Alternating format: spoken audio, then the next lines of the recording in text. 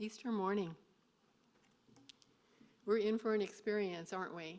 We're already saying, well, the sanctuary looks a little different. I mean, I'm not wearing my headset because they're afraid to turn me loose with everything down there, and so I'm behind the podium where I'm usually not. And I did see many of you this morning at the sunrise service. What a glorious morning.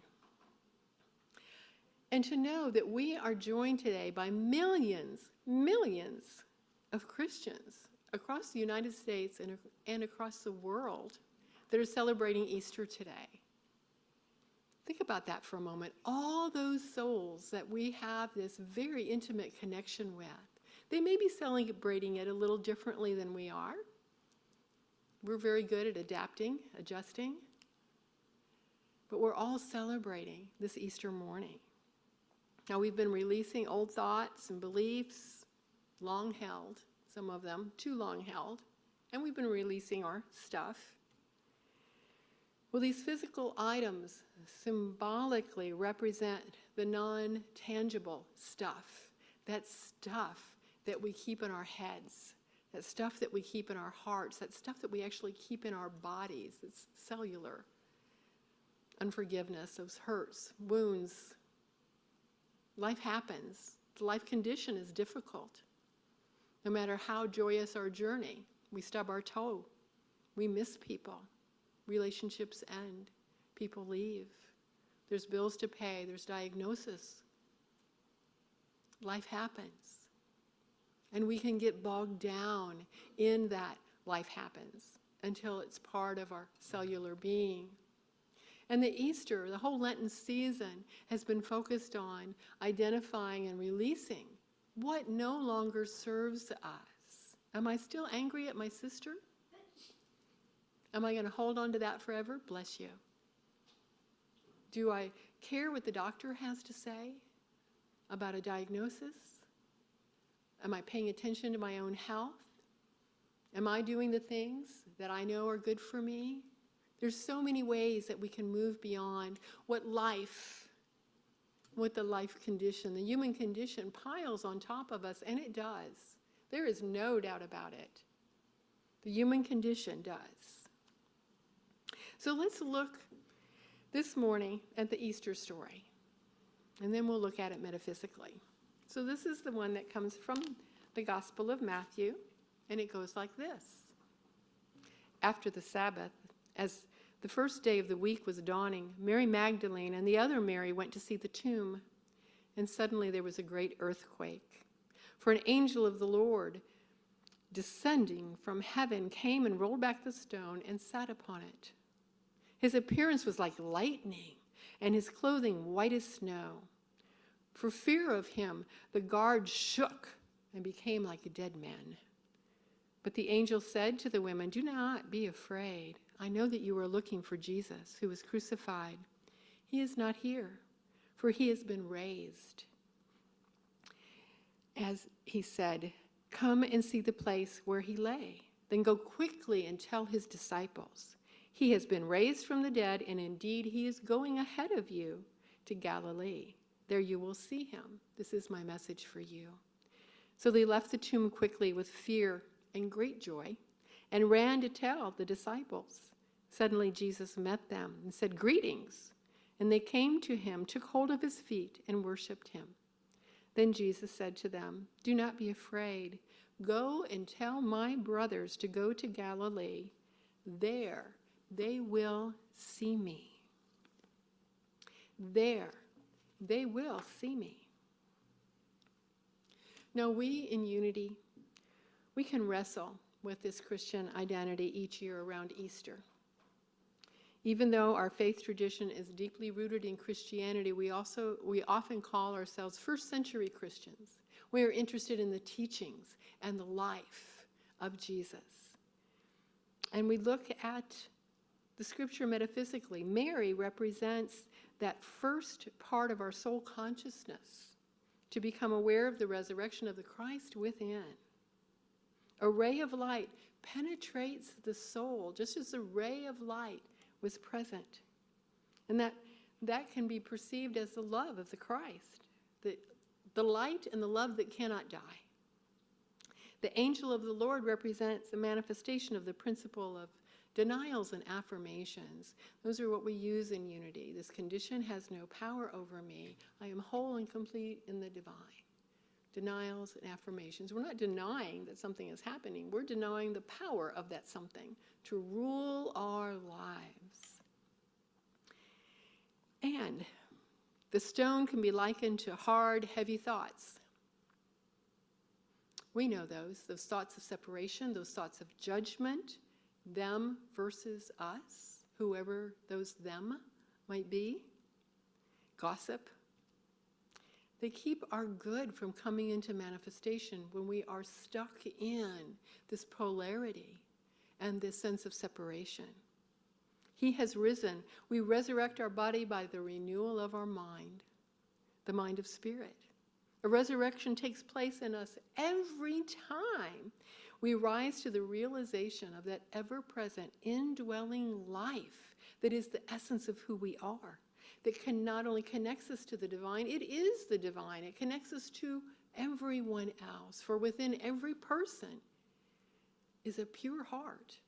Every person. And all this attention at Easter to the literal interpretation and the acceptance of Scripture can be difficult for us if we let it. Only if we let it. We often refer to unity as a Christian religion in an Easter world. For our attention is on the life of the man that became known as Jesus Christ, not the death or the resurrection. We don't deny or affirm or try to present something that we have no evidence of. Those things are not important, as important to us as the life and the message that Jesus taught. We were not supposed to worship him. We were supposed to follow him, follow my ways, do as I do, practice what I'm practicing. That's what we're meant to do. And we can and do draw wisdom through these stories and through the holy days of Easter. Now, the resurrection of Jesus is one of the most sacred stories in Christianity. And from that story emerges a renewal of faith, a transformation within us. An important piece of this, and it's repeated twice in this scripture, meet me at Galilee. Metaphysically, Galilee symbolizes a high consciousness of thought, the Christ consciousness, a Galilee consciousness. So did the resurrection occur? Something happened. Something happened. Jesus met them in Galilee, whether that was physically or within their own mind and heart. Jesus brought his people back together. They came back together somehow through deep connection, through the oneness of the universe. This is why we gather in the sanctuary on Sundays. It's why we gather at family dinners at the Truman waterfront to watch the sunset. We gather to connect with one another, to recognize the divine, the beauty, the essence, the love, the fellowship, the kinship that we have with one another. We are meeting each other in our Galilees, coming from a higher perspective, moving from that human condition to our divine selves, for we are 100% human and 100% divine. We are sharing our words of love. We're comforting each other, for we all go through stuff. We're building villages with each other.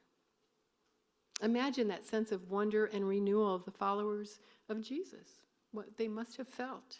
Awestruck, renewed, transformed by the love that they felt from this man and from one another. We're doing that all the time. That's our goal. We do it at every Sunday service, every board meeting, finance team meeting. Anytime we gather, we'll be doing it at Kindness Rocks, being renewed and transformed through love. That's why we come together.